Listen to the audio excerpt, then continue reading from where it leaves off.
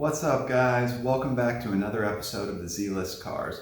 My name is Matt, and today we're going to take a trip back to the 90s. Okay, so before I get started on today's episode, I just wanted to apologize for the delay since the last episode. I was hoping to get something out a little sooner, but I was actually called back into work last week, about a week ago after about 40 days of quarantine. Apparently luxury car sales are an essential business now, so I'm back to work full time. The quarantine stash is gone, but we're getting on to bigger and better things. So picture this. It's the mid-90s. You're starting to do pretty well for yourself, and you decide you want to buy a nice car.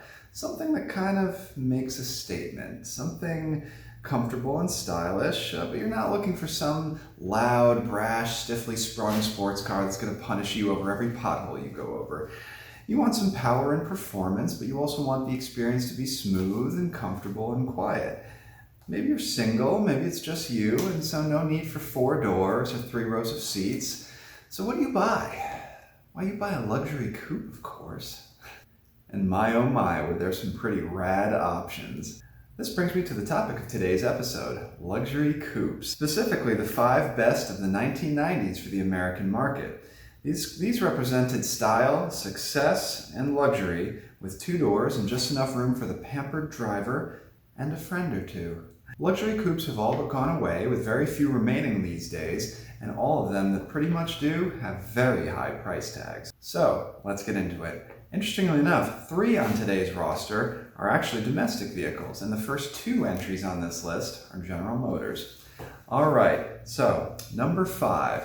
Number 5 is actually going to be the 1995 to 1999 Buick Riviera. That's right, the 8th generation Buick Riviera. The 8th generation of Riviera of the 90s, which came out in 1994 as a 1995 model, has now been forgotten or overlooked by many, I think, but it represents a very cool personal grand touring luxury coupe that really comes from a very cool era. The Riviera had been an icon of personal luxury coupe for decades before the 90s. The 8th generation Riviera was a radical styling departure from previous Rivieras, and the interior was also a very nice place to be, with large plush leather seats and a curved dashboard and other accents that mimicked kind of the rounded edges of the exterior. Early models more often came with GM's simple but thrifty and reliable 3.8-liter V6, and you could get a supercharged version of that V6 as an option, which really boosted acceleration and power numbers for a very respectable level for the time.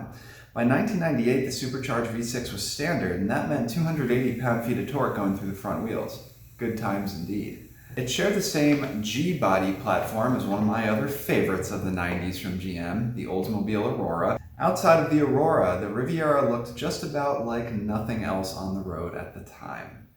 Number 4. Number 4 will be the 1992 to 1999 Cadillac Eldorado. I think this model now actually did go beyond the 2000 model year. I believe the body style basically carried on until either 03 or 04. But right now we're going to focus on the 92 to 99, which is essentially unchanged.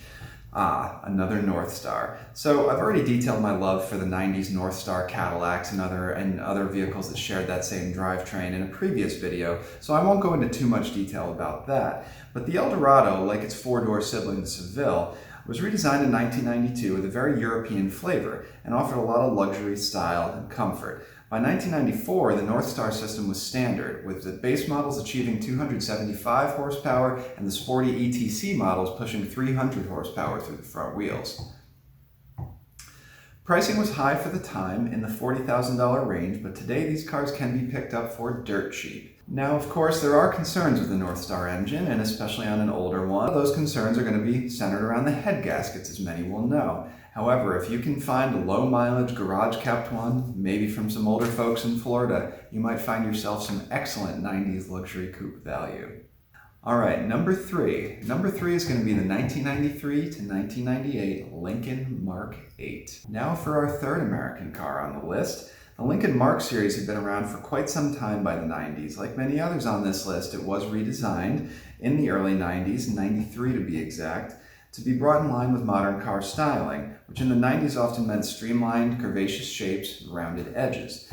What sets the Mark 8 apart from the first General Motors coupes on this list is the fact that it was rear-wheel drive, which really makes more of an appeal to enthusiasts and sports car fans. It shared some of the same underpinnings with the Ford Thunderbird and the Mercury Cougar of the time, But what differentiated the Lincoln is that it gained Ford's all-new 4.6-liter 32-valve all-aluminum V8, and that V8 made about 280 horsepower at the time, which was a pretty solid power number for the time. The Mark 8 had a generous list of standard equipment and amenities, including dual-zone climate control, leather seats, also technology such as an air-ride suspension system as well. And that was standard. And one cool thing about the later Mark 8s is that they were some of the first ever road-going cars to feature xenon headlights. Pretty cool. Another cool thing about these cars is that they basically share the same engine as the Mustang Cobra that came around the late in the model run or shortly after them. So there are a ton of bolt-on performance parts available for these engines, as again, it did power the Cobra of the late 90s and early 2000s.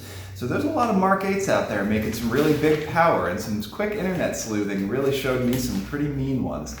I will say, get me a shiny black example of one of these with some Mustang Cobra R wheels. Yes, they do bolt up. Now we're talking. All right, number two. Number two will be the second generation Acura Legend Coupe, specifically 1992 to 1995. At this time, the styling of Acuras was also what I feel understated elegance. And the technology was basically keeping up with a lot of the luxury competition at the time, which I feel Acura has struggled to do as the years have gone on. The second generation Legend Coupe included advanced technology such as speed-sensitive power steering, electronic seatbelt pretensioners, dual-zone automatic climate control, and even soft-closed doors were an option on these coupes in the 90s. They also offered a 6-speed manual, which was unusual for the time.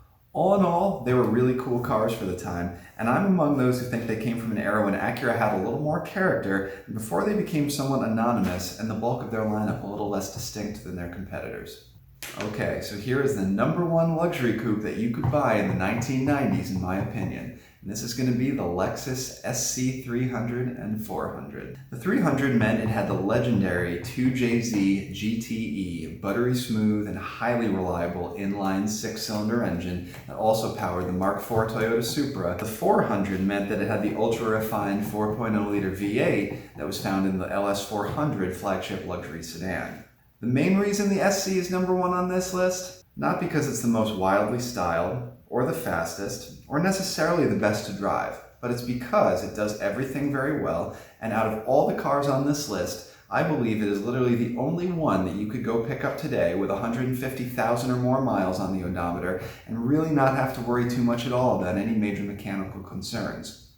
All cars have problems, all cars need maintenance, of course, and Toyotas and Lexuses, Lexi, are no exception. So, of course, some of these aging examples are going to need maintenance. They might need a little TLC here and there, but overall, they're going to be excellent value. And Lexuses of these times Lexi of this era were almost over-engineered in the opinion of many, and they were just such high quality and so long-lasting that it's a pretty good bet. These cars in the 90s were truly outstanding, and they are some seriously cool cars for the coin in the pre-owned market today. Well, that's going to wrap it up for today's episode, guys. So thank you for tuning into the Z-List Cars. Stay safe, happy motoring, and I will see you again soon.